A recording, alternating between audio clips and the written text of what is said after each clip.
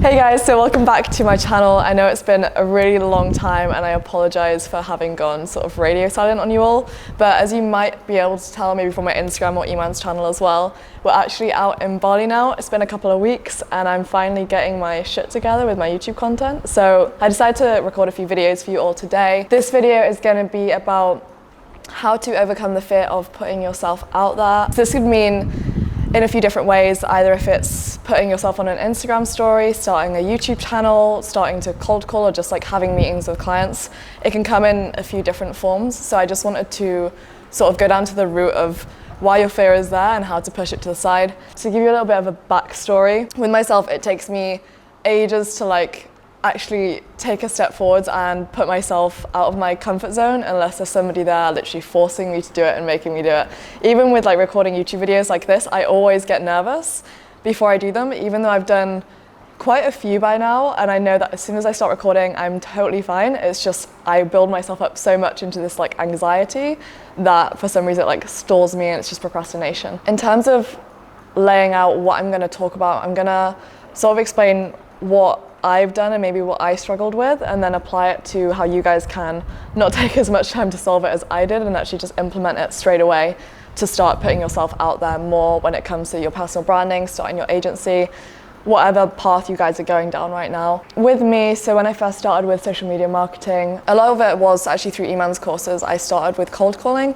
I hated cold calling so much, and it took me about 7 days before I actually started calling. And I know Iman would ask me every day, how many calls did you make? And sometimes I would lie just because I was so scared. I knew that he'd be like, why didn't you do your calls? It's the most important thing for you to do, your outreach to bring in money and put yourself in front of clients. I know that took me so long, and I would literally sit at my computer and just stare at the list of numbers that I had already and just not be able to make a call. Then I'd wait too long and say, okay, I'll start properly tomorrow. And it's just a vicious cycle.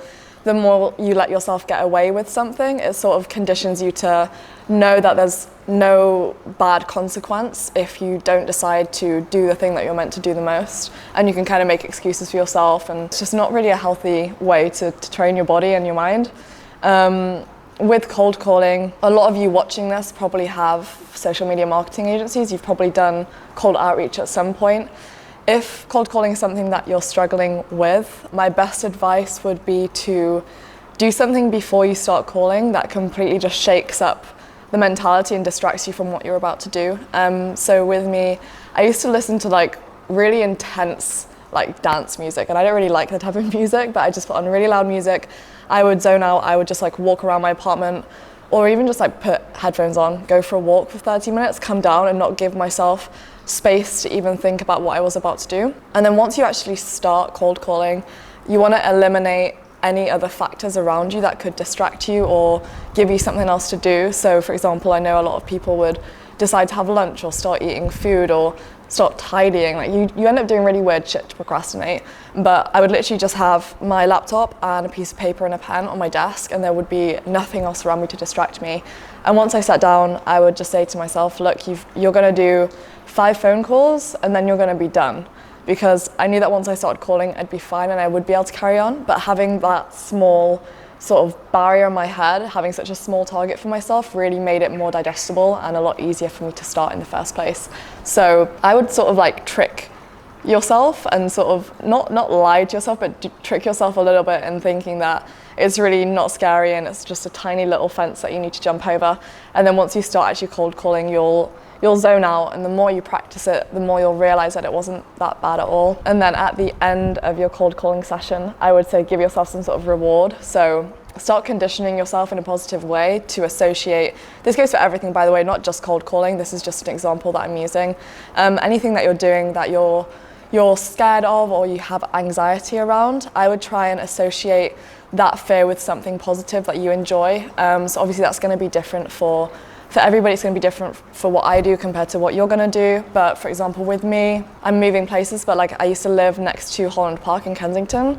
So Holland Park is beautiful, and for me, a treat would be, okay, I'm going to leave the house after I've done this cold calling session or done whatever I was scared of. I would say, okay, I'm going to go on an hour, walk around, go get a coffee and some food if I want to, and I'm just going to chill, give myself a break.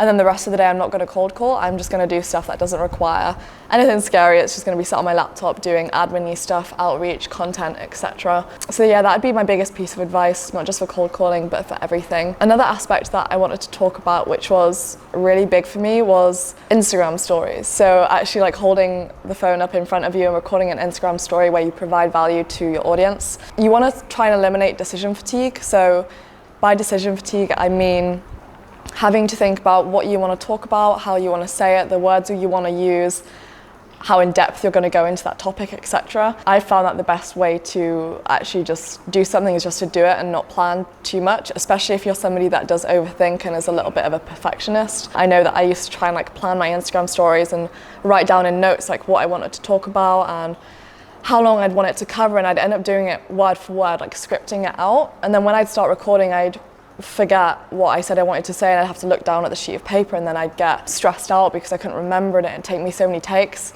So it got to the point where I would just record all of it and then just post it, even if it was a little bit shit, and know that people weren't gonna judge me because I'd never get people replying like taking the piss or like insulting me. Like I knew that wasn't gonna happen, but it was just an irrational fear that I had built into myself somehow. Something that I do now which works really well, and it's a lot more convenient than having to hold down for like 15-30 seconds and record an Instagram story and then post it, stop, and then start again. I use an app called, I think it's Continually or Continuity.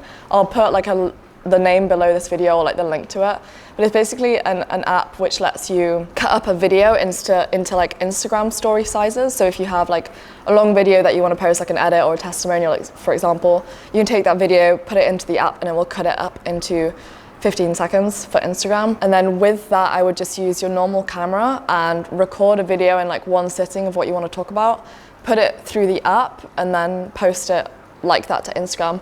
That way you're not having gaps in between each video and having to remind yourself of what you said previously and then carry on. Like it basically just disrupts your flow. So yeah, that's kind of like that aspect. And then the final aspect that is probably going to be most commonly a problem for people watching this is starting a YouTube channel.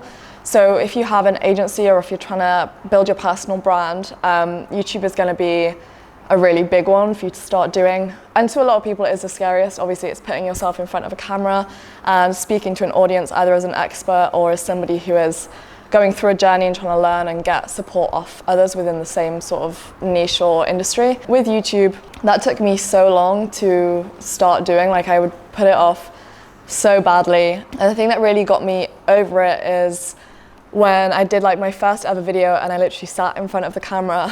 Some of you might have seen this. I know it got like 500 views before I took it down and put up the one that I meant to post. But basically I sat in front of the camera and it was rolling for maybe like an hour and a half. And I would just like stare at the camera and just blank out and choke on my words because I got so nervous.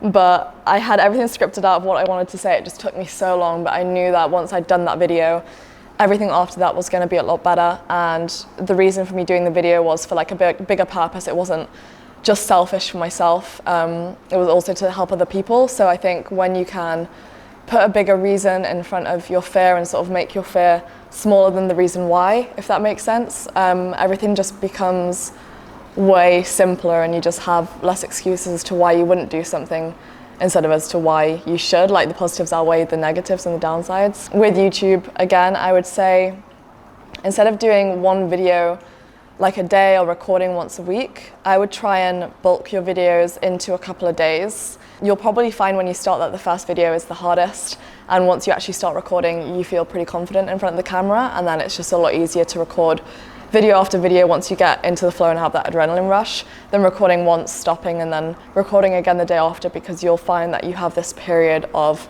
procrastination around the video and you're just wasting time. So I would try and automate it a little bit more. Think of maybe like 3 videos that you want to record and then just do them one after another so that you're in that flow and you don't cut it apart. Yeah, I hope all of that stuff made sense. I hope it's relevant to you guys, but the biggest sort of piece of advice that I could give for wanting to overcome fear of putting yourself out there is maybe to root down as to why you're actually scared, like where that fear is coming from, and basically write down maybe what could possibly actually go wrong, like what could happen and affect you in a negative way, because you'll realize that when you actually try and rationalize the fear, it's irrational. Like, there's no real reason behind the fear except for your body trying to pull you back into a comfortable place and not put yourself out there because you've put so much stress and anxiety around it. Yeah, I hope this video helped, and again, I'm sorry for having been like so radio silent for the past few weeks, but I'm back now and I'm going to be doing content around 3 times a week for you guys, so I'll see you in the next video.